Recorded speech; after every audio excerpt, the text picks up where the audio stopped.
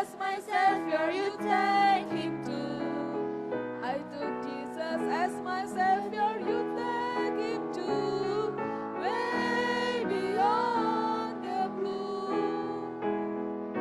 The Lord, oh the Lord, oh do remember me. The Lord, oh the Lord, oh do remember me. The Lord, oh the Lord, oh do remember me. Way beyond the blue. Sit down, please.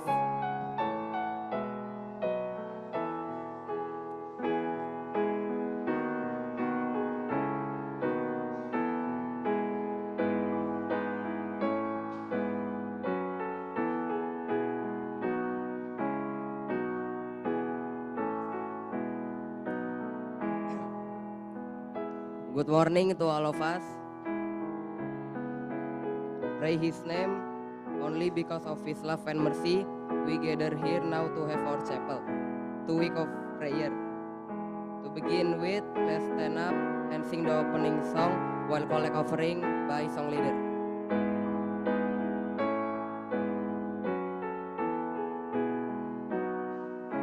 For opening song, let's stand up together and open our agenda book, page 99, numbers 39.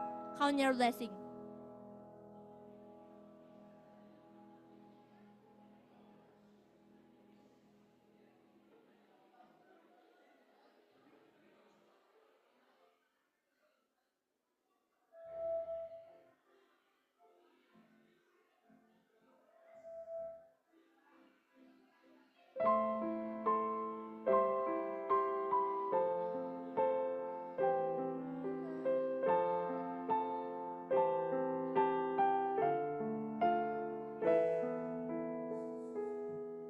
Let's open our agenda book, page 99, number 39, count your blessing.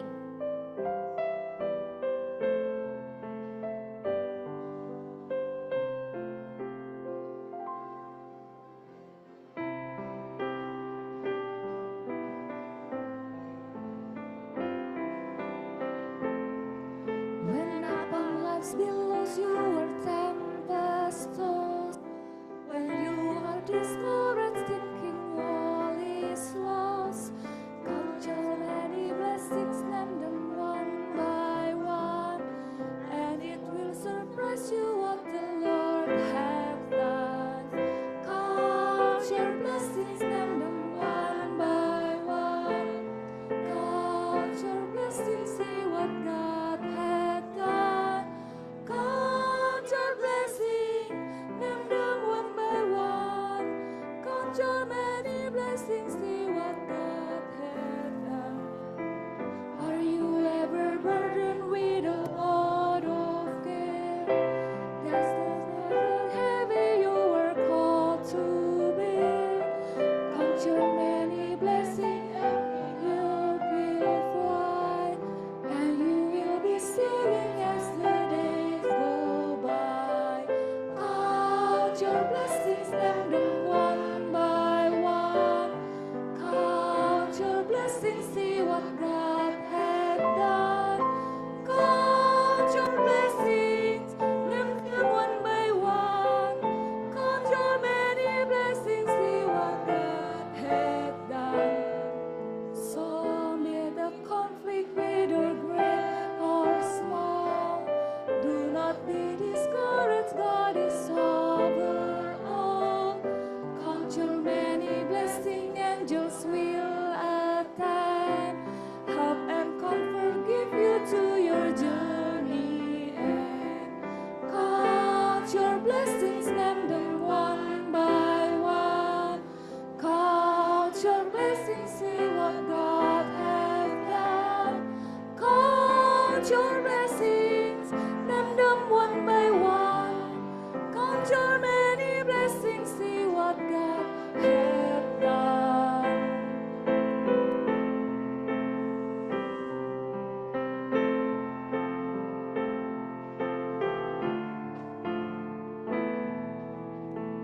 Ayat inti kita pada saat ini terdapat di Matius 4 ayat 17. Sejak waktu itulah Yesus memberitakan, bertobatlah sebab kerajaan surga sudah dekat. Matthew 4 verse 17. From that time Jesus began to preach and to say, repent, for the kingdom of heaven is at hand. Let's repeat together. Matius 4 ayat 17. Sejak waktu itulah Yesus memberitakan, bertobatlah, sebab kerajaan surga sudah dekat. Matthew 4 verse 17. From that time Jesus began to preach and to say, repent, for the kingdom of heaven is at hand. Let's pray.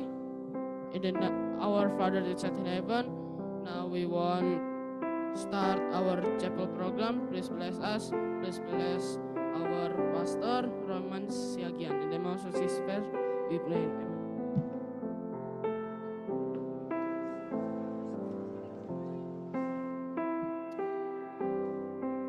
Now we are going to listen the special song by Kezia, Katia, and Reko.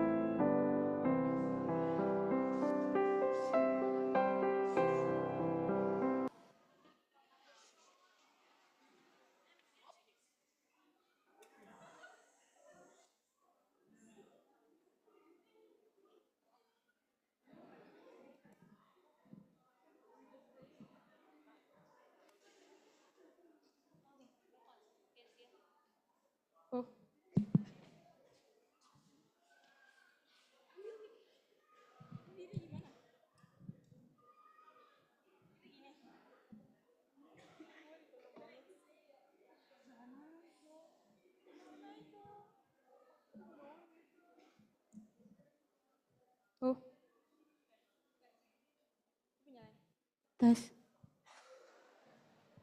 Tes.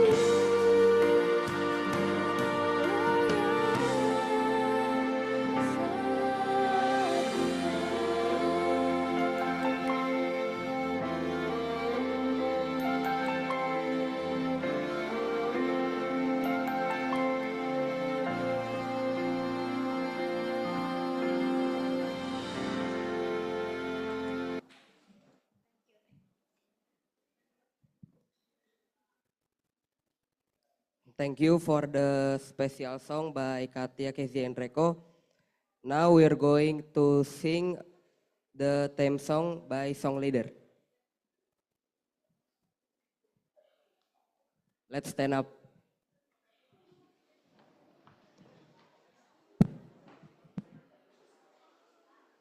For them song, let's sing Send the Light.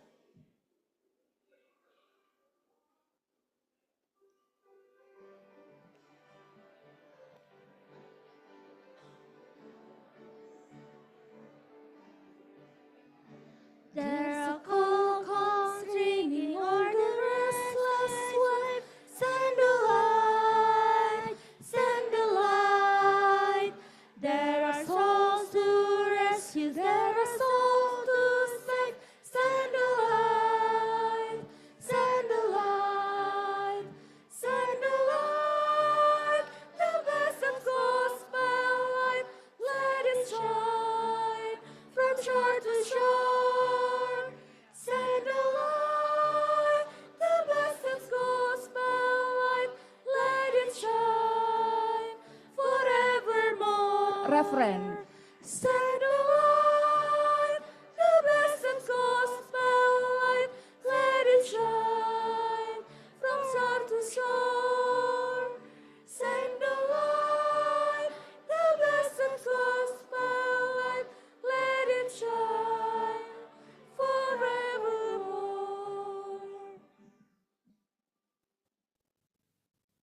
Mari kita berdoa. Tuhan Allah Bapa dalam sorga, kami rindu diterangi oleh kebenaran firman Tuhan. Hadirlah supaya nuansa ibadah ini berkenan bagimu, berkat bagi kami. Dalam nama Yesus kami berdoa. Amin. Oke, silakan duduk. Oke, good morning students. Good morning students. Oke. Saya merasa senang pagi ini kita boleh berada di tempat ini oleh karena Tuhan memberkati kita semuanya. Dan saya percaya anak-anak diberkati oleh Tuhan. Siapa yang bawa Alkitabnya? Raise your hand. Angkat Alkitabnya. Alkitabnya diangkat. Oke. Oke, terus di atas Alkitabnya. Angkat, pegang terus. Oke, ikuti saya. Inilah Alkitabku.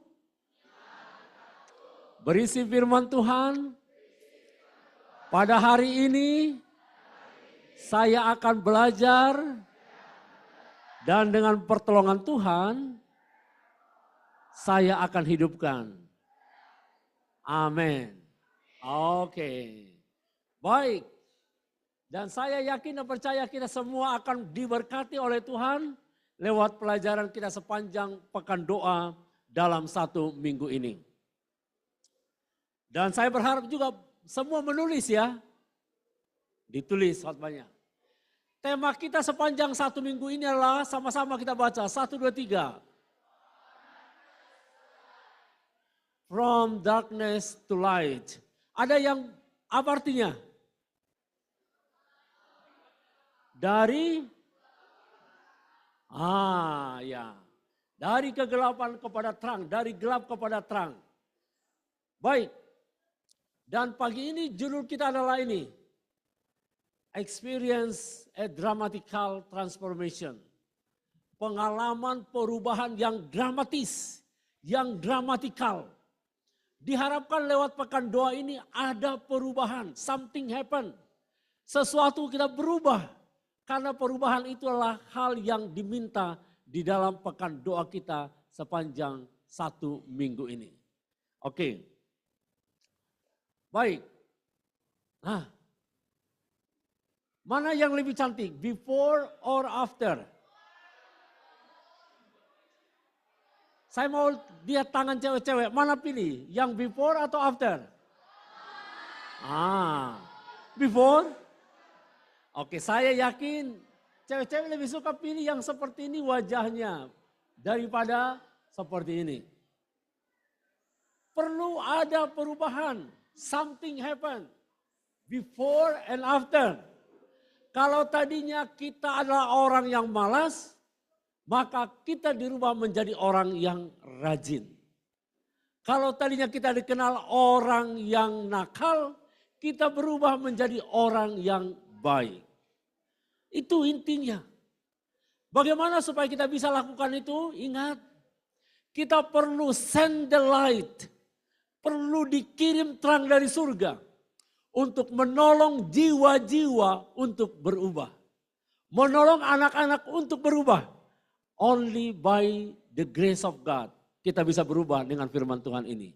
Hanya dengan berkat pertolongan Tuhan. Oke. Kita baca dalam Mazmur 119 ayat 105. Sama-sama, 1, 2, 3.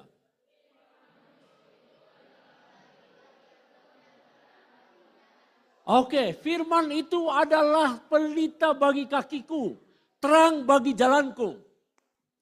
Kalau firman itu adalah menerangi jalan kita, jalan semua kita akan berada di jalan yang benar. Bayangkan kalau semua gelap gulita, tidak ada yang menerangi. Apa yang terjadi? Kita bisa jatuh. Kita tidak bisa berjalan menuju tempat yang kita tuju. Itulah sebabnya perlu namanya terang. From darkness to light. Dari kegelapan menuju terang. Dan itu hanya kita dapat melalui firman Tuhan. Kita akan belajar sepanjang 1 minggu ini. Apa sih yang gelap? Lalu firman Tuhan terangi. Itu akan kita jawab sepanjang 1 minggu ini. Yang mungkin kita tidak tahu selama ini, jadi tahu dalam firman Tuhan. Dan setelah kita tahu, kita lakukan dan kita terima dengan baik. Oke. Dalam 2 Korintus pasal 5 ayat 4 dan 6. Sama-sama kita baca. 1, 2, 3.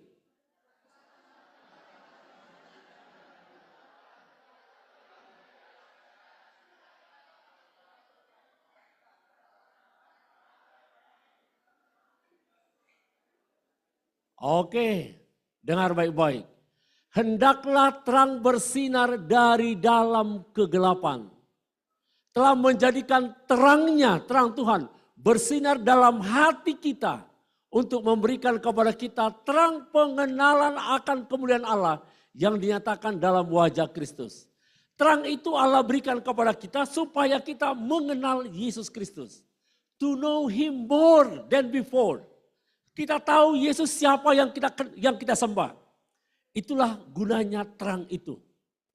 Karena terang kebenaran ini akan menunjukkan kepada kita siapa Tuhan yang kita sembah. Nah, saya yakin adik-adik sekalian yang ada di sini, para guru-guru, kita akan diterangi oleh firman Tuhan. Karena itulah yang akan menuntun kita untuk mendapatkan kepada kehidupan yang kekal. Oke. Kemudian Yohanes 12 ayat 36. Sama-sama kita baca. 1, 2, 3. Oh, stop.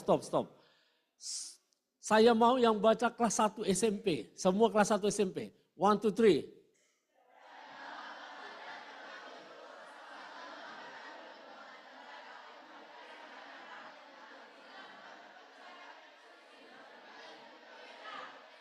Oke.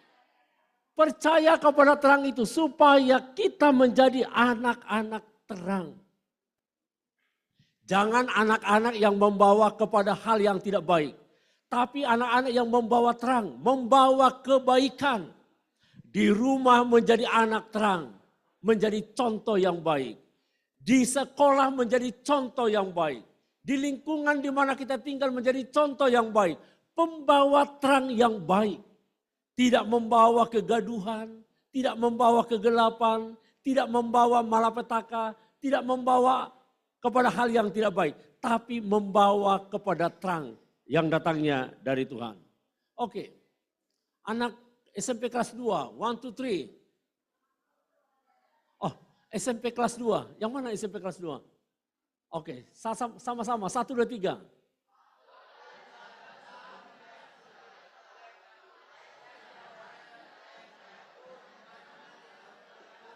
Oke. Aku telah datang ke dalam dunia sebagai apa? Sebagai terang. supaya setiap orang yang percaya kepadaku jangan tinggal di dalam kegelapan. Inilah yang penting untuk kita renungkan. Kita tidak tinggal di dalam kegelapan. Kegelapan itu adalah kesalahan. Kita tidak tinggal di dalam kemalasan, itulah bagian daripada kegelapan. Kita tidak tinggal di dalam kenakalan, itulah bagian daripada kegelapan.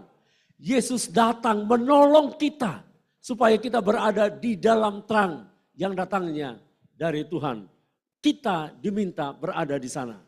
Oke, kelas 3 sama-sama, 1, 2, 3.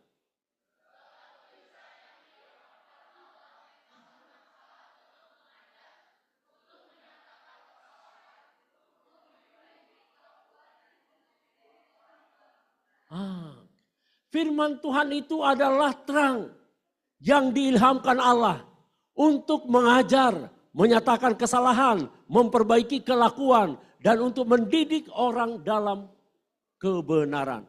Saya mau tanya, siapa di sini yang tidak pernah bersalah? Tidak pernah bersalah. Siapa yang pernah melakukan kesalahan? Rata-rata semua melakukan. Saya pun pernah melakukan kesalahan. Siapa yang mau diperbaiki kesalahannya? Nice. Contoh ini, ujian. Pada waktu ujian dijawab salah. Tapi guru kasih kesempatan. Oke, tolong belajar lagi, perbaiki supaya nilaimu bagus. Pasti semua mau, ya kan? Kita juga diminta oleh Tuhan melakukan hal yang sama. Kita mau diperbaiki oleh Tuhan melalui firman Tuhan. Hanya dengan kuasa firman Tuhan yang bisa mengubah kita. Guru tidak bisa mengubah Anda. Sekolah tidak bisa mengubah kita. Pendeta tidak bisa mengubah. Orang tua tidak bisa mengubah. Teman tidak bisa mengubah menjadi hal yang lebih baik. Hanya Tuhan yang bisa mengubah. Pertanyaannya, apakah kita mau berubah atau tidak? Mau? Iya. Kita hanya diminta mau atau tidak mengubah. Oleh karena itu dikatakan, maka firman Tuhan inilah yang akan memperbaiki kelakuan kita yang tidak baik itu.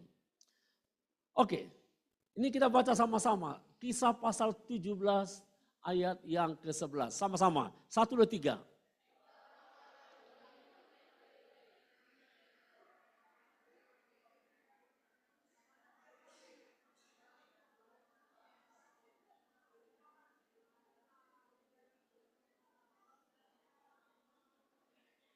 Oke, saya ingin tanya. Apa yang membuat orang-orang Yahudi di kota, ini kota Berea, lebih baik daripada orang Yahudi di kota Tesalonika? Saya minta Arden. Oke, apa yang membuat dia lebih baik?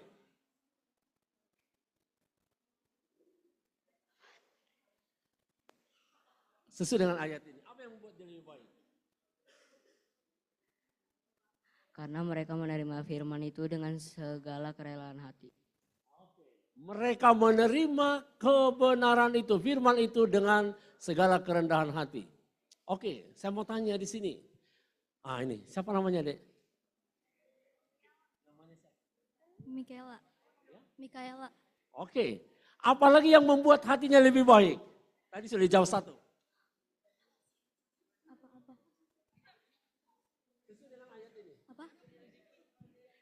Menyelidiki kitab suci. Oke, menyelidiki kitab suci. Jadi kalau ada orang yang lebih baik, terima firman. Selidiki Alkitabnya, maka kita akan lebih baik. Setiap hari diselidiki. Setiap hari dibaca. Maka kalau Anda menjadi orang yang baik, kalau kita mau menjadi orang yang lebih baik, maka terimalah firman itu dengan kerelaan hati. Setiap hari menyelidiki kitab suci, mengetahui apakah semuanya itu benar demikian. Di sepanjang 1 minggu ini kita akan selidiki Alkitab kita, benar enggak?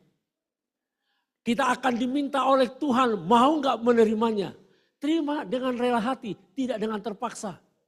Banyak orang terpaksa.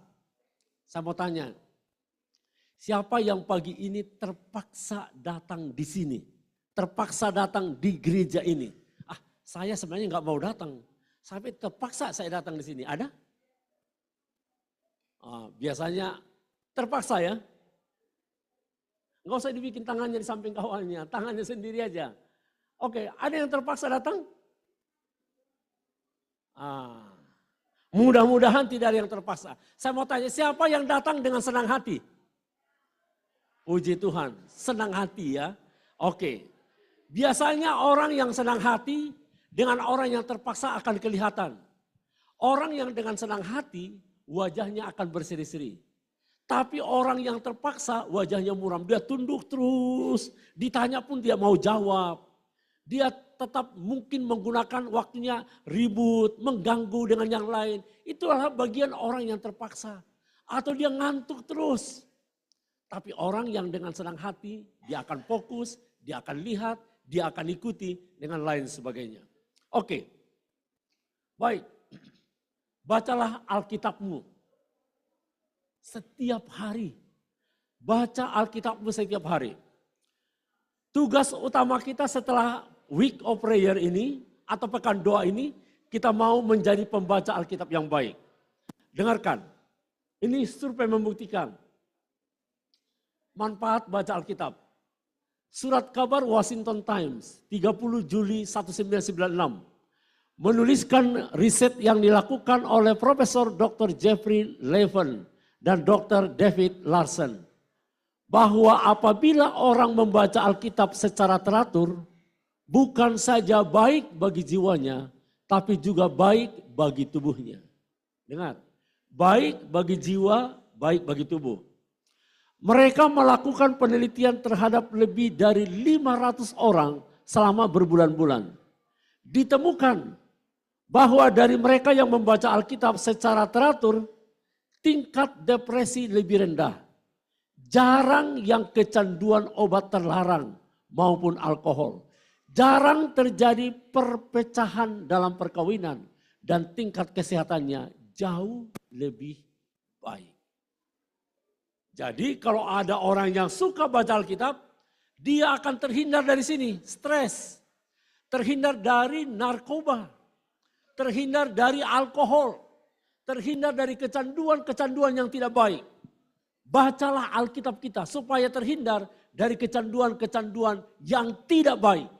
Tidak hanya itu, orang tua yang sudah menikah, mereka tidak akan terjadi perceraian di keluarga mereka. Saya beberapa kali berdiskusi dengan anak-anak. Saya tanya, "Nak, apa yang perlu kita doakan?" Rata-rata menyebutkan doakan orang tua saya. Kenapa orang tua? Ada orang tua yang suka ribut antara bapak dan ibu. Bahkan ada yang bilang papa mama saya bercerai. Bahkan ada yang bilang orang tua saya begini. Ini, saya tanya, apakah di rumah pernah baca Alkitab sama-sama? Oh, mereka bilang tidak pernah. Kristen? Ya Kristen. Adik-adikku sekalian, kalau di rumah dibaca Alkitab dengan baik, bersama bapak, bersama mama, bersama orang tua, maka tingkat perceraian, perpecahan dalam perkawinan akan sedikit. Tidak hanya itu, kesehatan jauh lebih baik. Secara fisik juga kita akan mengalami kesehatan yang jauh lebih baik. Pagi ini saya mau minta untuk nanti malam, sebelum adik-adik tidur, before you sleep, tolong baca Alkitabnya. Terserah, mau berapa banyak. Saya anjurkan paling tidak satu pasal. Contoh Mazmur pasal 1, baca satu pasal. Baca. Yang Kristen, yang tidak Kristen, ya boleh pilih. Baca atau tidak. Kemudian kalau boleh bacakanlah juga kepada orang tua. Pak, Mama, malam ini sebelum saya tidur, PR saya, tugas saya adalah bacakan ayat ini. Mazmur pasal yang pertama, baca satu pasal, itu hanya 6 ayat. Dan kemudian minta sama orang tua, Mama, Papa, Saya mau didoakan. Minta orang tua doakan kamu. Oke? Yang kedua, doakan jugalah orang tua. Tanya orang tua, "Mah, Papa, apa yang perlu saya doakan?" Doakan orang tua dan minta kamu didoakan. Itu PR mulai nanti malam. Oke? Saya mau tanya, apa PR-nya nanti malam? Apa PR-nya nanti malam? Baca Alkitab. Saya anjurkan baca mulai Mazmur pasal 1. Sama siapa dibacakan? Sama siapa?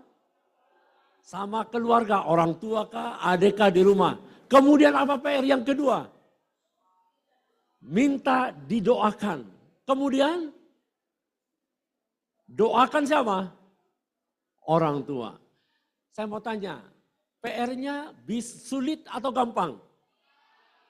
Sulit? Gampang. Kira-kira bisa dilakukan deh? Bisa. Bisa. Oke, kira-kira bisa dilakukan? Bisa. Bisa. Kira-kira sulit dilakukan deh? Tidak. Bisa ya? Bisa. Oke. Ini kira-kira bisa nggak dilakukan? Bisa. Bisa. Suaranya halus sekali. Bisa? Bisa. Oke. Bisa dilakukan? Bisa. Apa yang dilakukan? Apa dilakukan nanti malam? Mendoakan orang tua. Sebelum mendoakan apa yang dilakukan? Baca Alkitab bersama. Bersama. Lagi. Berdoa bersama. Baru mendoakan orang tua. Baru kemudian doakan orang tua. Saya ulangi kembali. Baca Alkitab, minta didoakan, dan doakan orang tua. 3 hal ini. Oke, apa yang dilakukan deh nanti malam? Apa yang mau dilakukan? Minta didoakan dan membaca Alkitab satu pasal. Bagus, sudah hampir benar. Apa yang akan dilakukan? Saya mau tanya di sebelah sini dulu. Apa yang dilakukan untuk nanti malam? Berdoa kepada Tuhan. Oke. Sama membaca Alkitab. Oke. Itu aja. Hampir sempurna. Tes. Oke. Di sini, apa yang diminta untuk dilakukan nanti malam, Noel?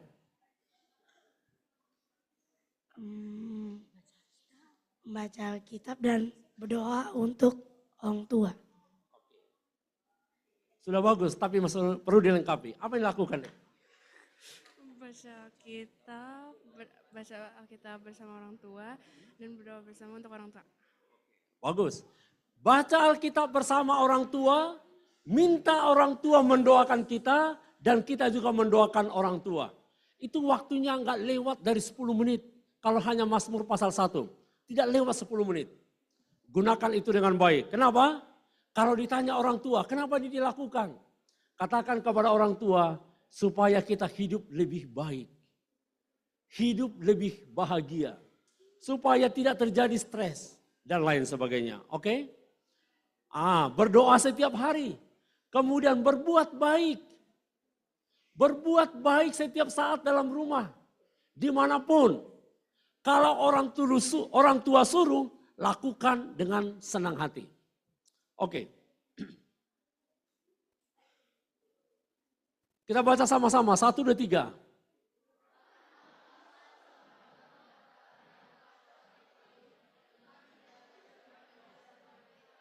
Oke. Mazmur 119 ayat 9. Dengan apakah orang muda mempertahankan kelakuannya bersih? Dengan menjaganya sesuai dengan firman Tuhan. Maka firman Tuhan itu akan menjadikan kita menjadi orang yang lebih baik. Oke. Ada banyak sekarang kenakalan-kenakalan para remaja. Orang-orang muda. Perlu stop kenakalan remaja. Oke. Apa itu? 1, pengaruh lingkungan sosial. Kita menjadi nakal oleh karena di tempat di mana kita tinggal, pengaruhnya sangat luar biasa.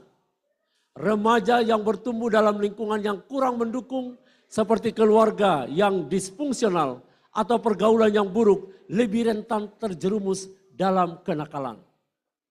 Kalau lingkungan di mana kita tinggal semua orang nakal, maka kita cenderung menjadi nakal. Oke? Kemudian apalagi yang berikutnya? Teknologi dan media sosial. Ini yang sangat berpengaruh. Teknologi dan media sosial menjadi salah satu penyebab utama perubahan perilaku remaja masa kini. Paparan konten yang tidak sesuai, tekanan untuk mengikuti tren, secara interaksi di dunia maya kurang terkontrol dan memicu kenakalan remaja mulai dari cyberbullying hingga ketergantungan pada gawai. Ini teknologi. Handphone yang ada di tangan kita bisa berbahaya kalau kita tidak kendalikan dengan baik. Tontonan yang kita tonton bisa membuat kita menjadi hal yang tidak baik oleh karena terlalu atau ketergantungan. Oke, sebelum ke sini saya ingin tanya, berapa jam setiap hari kita menonton menggunakan handphone? Ini dulu, tolong berdiri. Siapa namanya nih? Berdiri. Tadi saya lihat dia begitu bersemangat. Berapa jam kamu menggunakan handphone setiap hari? Biasanya aku pakai buat main game sama belajar juga. Biasanya 3 jaman. Kurang lebih 3 jam. Handphone ataupun laptop ya. 3 jam, oke? Apa? Berapa jam? Bisa hampir setiap saat. Ya? Di saat-saat penting. Berapa jam? Gak ngitung sih ya. Kemungkinan berapa? 3 jam 30 detik. Kurang lebih 3,5 jam. Wah. Di sini berapa jam, Dek? Ini kamu berapa lama menggunakan handphone? 2 jam. 2 jam. Bayangkan, ada 3 jam, ada yang 2 jam, ada 3,5 jam. Kita lihat survei ini. Ini di dunia. Ini generasi rata-rata waktu menggunakan handphone atau di layar handphone ataupun gadgetnya. Generasi Z. Ini generasi Z yang lahir tahun ini ya. Rata-rata 9 jam.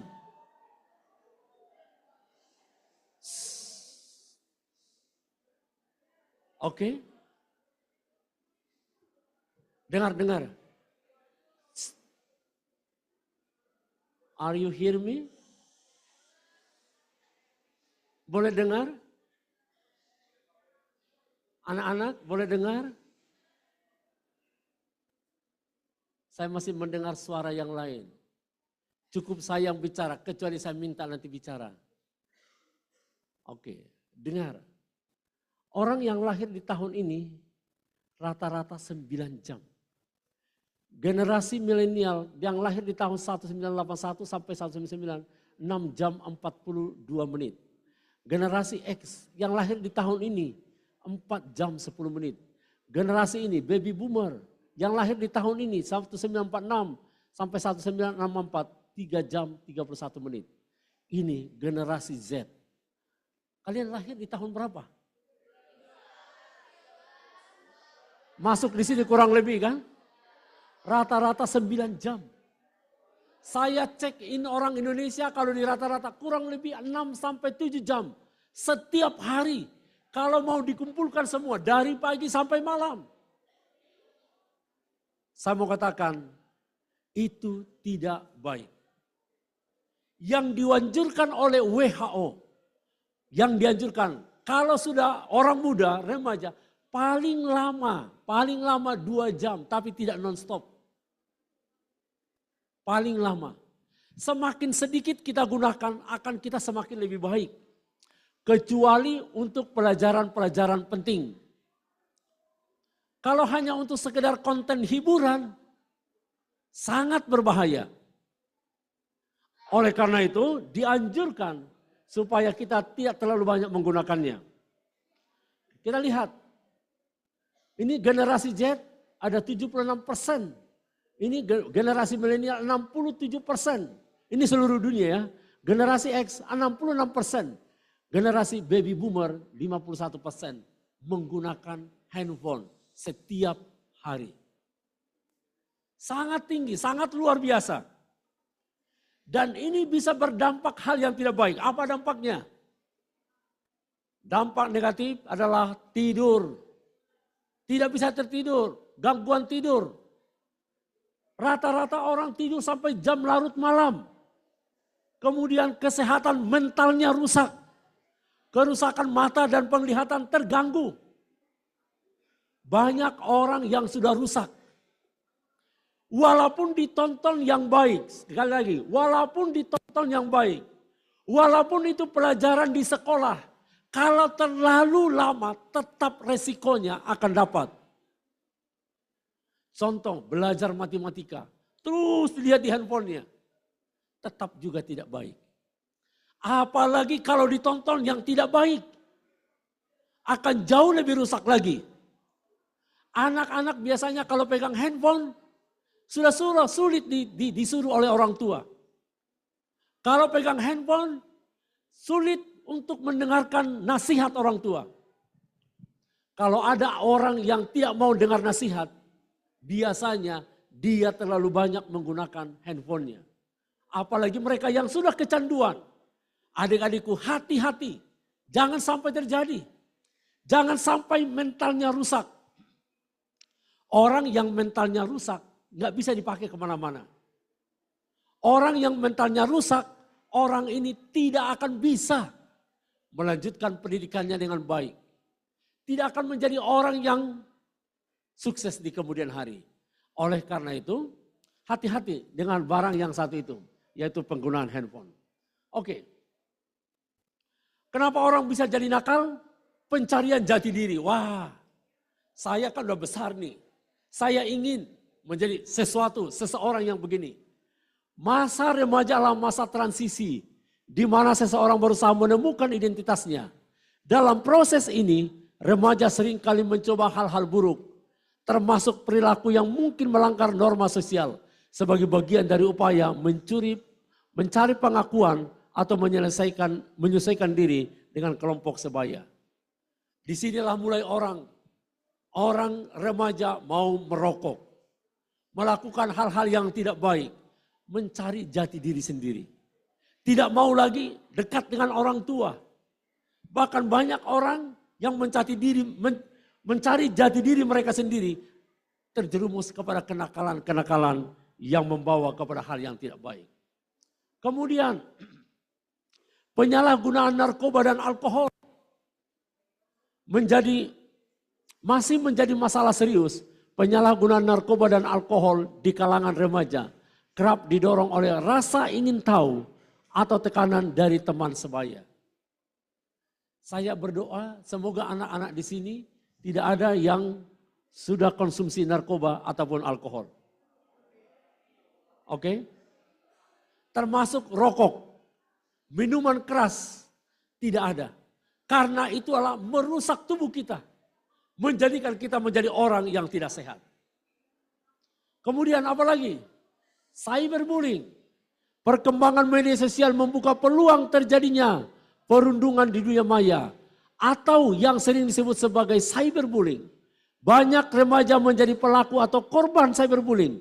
Karena merasa terlindungi oleh anonimitas di internet. Dengar. Anak-anak banyak berkenalan dengan orang-orang yang tidak baik di internet. Ada orang yang diculik juga lewat perkenalan itu. Mereka diajak bertemu di satu tempat. Dan banyak yang korban. Hati-hati. Hati-hati anak-anak remaja. Karena ini adalah kegelapan di mana kita perlu berpindah dari kegelapan kepada terang. Hati-hati.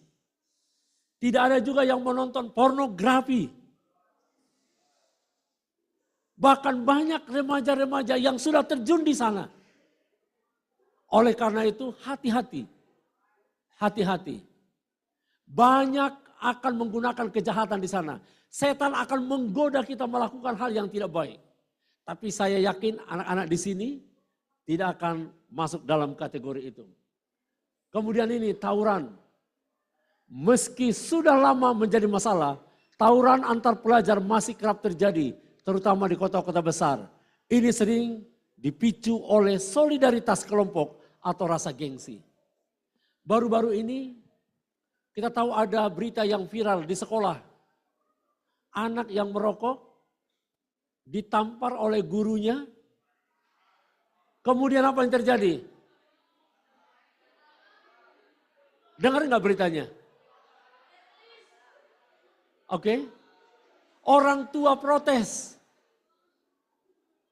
Kemudian anak-anak mogok mendukung anak yang merokok itu. Wah, ini repot. Dia sudah merokok di sekolah, memang gurunya tampar dia melapor ke orang tua bela lagi yang merokok ini. Adik-adik sekalian, dengar. Jangan sampai kita mengikuti cara yang seperti ini. Sekolah bisa menjadi ajang di mana kita bisa lebih baik, tapi di situasi yang sama, kalau kita bergaul dengan yang tidak baik, kita bisa menjadi nakal. Saya yakin anak-adik sekolah di sini, kalau melakukan kesalahan, resiko harus diterima. Apakah dihukum sesuai dengan aturan dan lain sebagainya. Kalaupun kasih tahu ke orang tua, kita berharap orang tua juga ikut membina kita, mendidik kita. Dan itulah sebabnya saya minta kepada kita malam ini berdoa bersama orang tua untuk membangun karakter anak-anak untuk menjadi lebih baik. Oke. Ayat inti kita Matius 4 ayat 17. Sama-sama 1, 2, 3.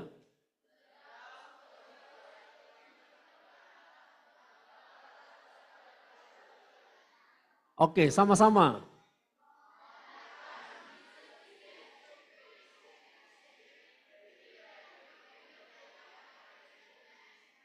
Oke. Saya mau mengajak kita perlu bertobat. Perlu berubah.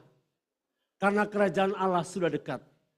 Kalau kita menggunakan handphone terlalu panjang, terlalu lama waktunya, bertobat. Kalau kita disuruh oleh orang tua kita sulit, kita bertobat. Kalau kita masih nakal, kita perlu bertobat.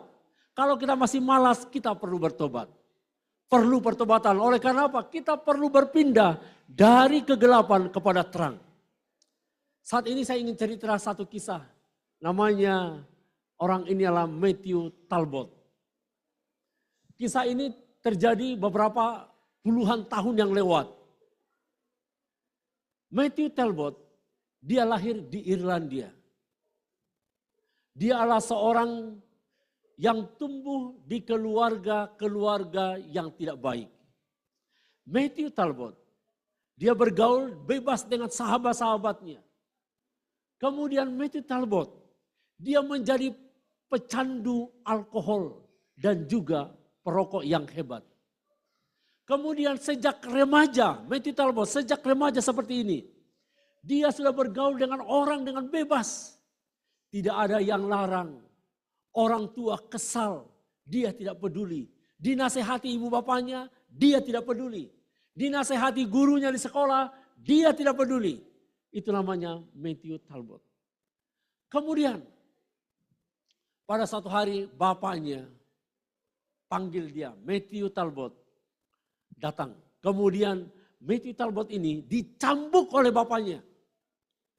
Walaupun dia dicambuk, tetap juga Matthew Talbot tidak berubah. Dia kecanduan terus. Pada waktu dia semakin dewasa, dia bekerja. Uangnya langsung dikasih. Di mana dia mabuk-mabukan merokok, langsung transfer ke sana. Kan dia habiskan uang itu gajinya untuk rokok, alkohol, dan juga obat-obat terlarang lainnya. Itulah yang dilakukan oleh Matthew Talbot setiap hari. Akhirnya dia menjadi orang yang pecandu yang sangat luar biasa. Memang bapaknya pun adalah pecandu alkohol. Orang tuanya. Satu hari Matthew Talbot Dia datang kepada ibunya. Mama, dia bilang, tolong bantu saya. Saya sudah bosan melakukan hal yang tidak baik itu. Saya sudah lakukan hal yang membuat orang tua saya untuk sakit hati. Bahkan mungkin untuk Tuhan. Matthew Talbot dia katakan kepada ibunya, ibu saya ingin bertobat.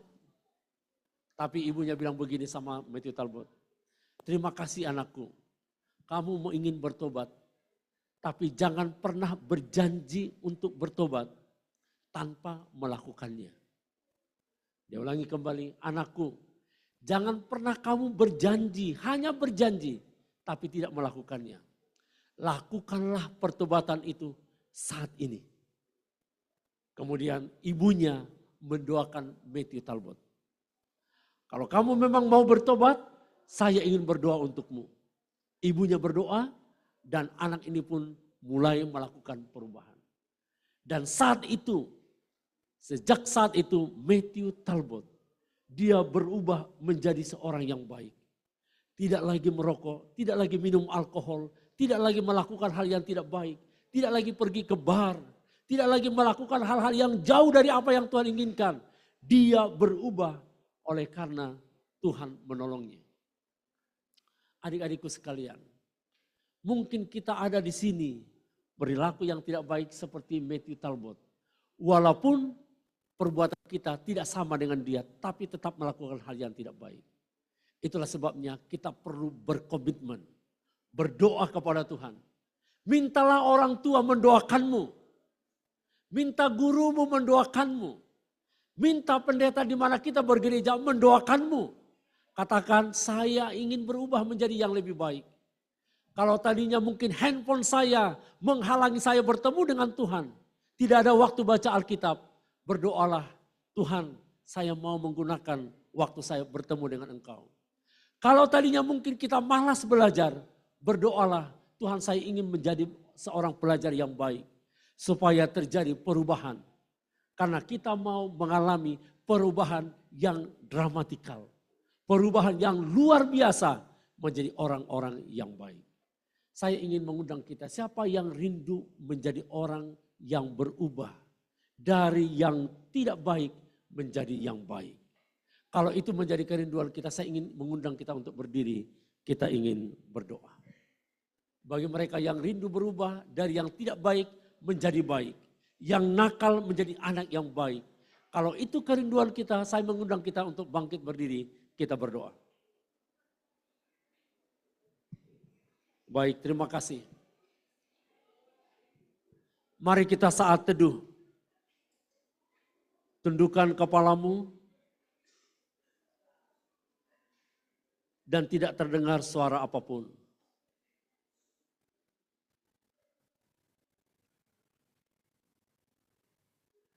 Mari ikuti saya. Tuhan Yesus, pada hari ini, saya bersyukur berada di tempat ini. Saya sudah mendengar firman Tuhan. Bantulah kami untuk berubah. Bapa, kami tahu hanya Yesus yang dapat mengubah kami. Tolong kami berubah menjadi anak yang baik. Di dalam nama Yesus, kami berdoa dan bersyukur. Amin. Baik, kiranya Tuhan memberkati. Sampai jumpa besok pagi. Silakan duduk.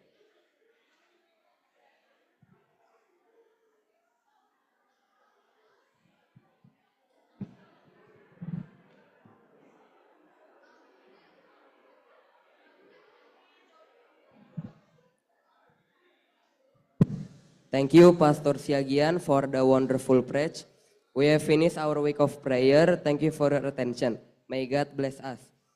Now let's listen to the announcement by the principal.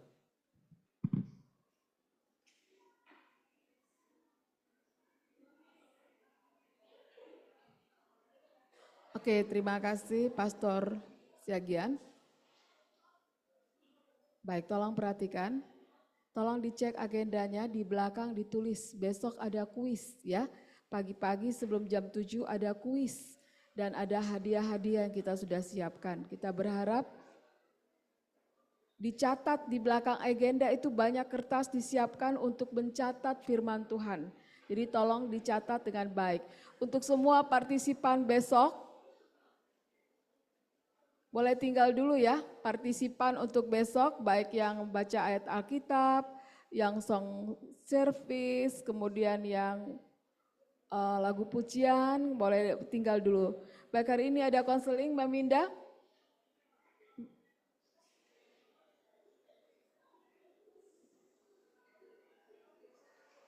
Baik, nanti dikoordinasi dengan Mbak Minda ya. Kita akan masuk ke kelas, jam tetap berlaku. Jam pelajaran pertama ya, jadi tidak mengganggu jam yang lain. Langsung masuk ke jam kedua. Tolong dibuka saja, diarahkan. Diakonnya mana ya? Yang diarahkan satu persatu. Boleh dibuka itunya biar diakonnya boleh 2 orang. Diakon kita mana ya? Tolong dipandu, langsung diarahkan masuk ke kelas. Tidak ada yang keluar-keluar. Bapak Ibu guru boleh duluan deh masuk ke kelas jam pertama, jam kedua. Supaya anak-anak langsung ke kelas. Tidak ada yang ke kantin. Baik, seluruh Bapak Ibu guru yang mengajar jam kedua boleh langsung masuk ke kelas. Baik Pak Pendeta, boleh Pak Pendeta kita di depan untuk bersalam semua yang mengambil bagian.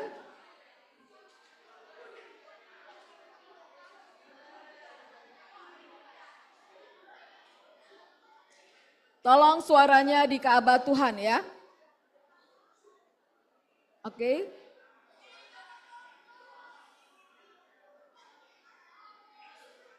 Tolong dicek langsung ke kelas.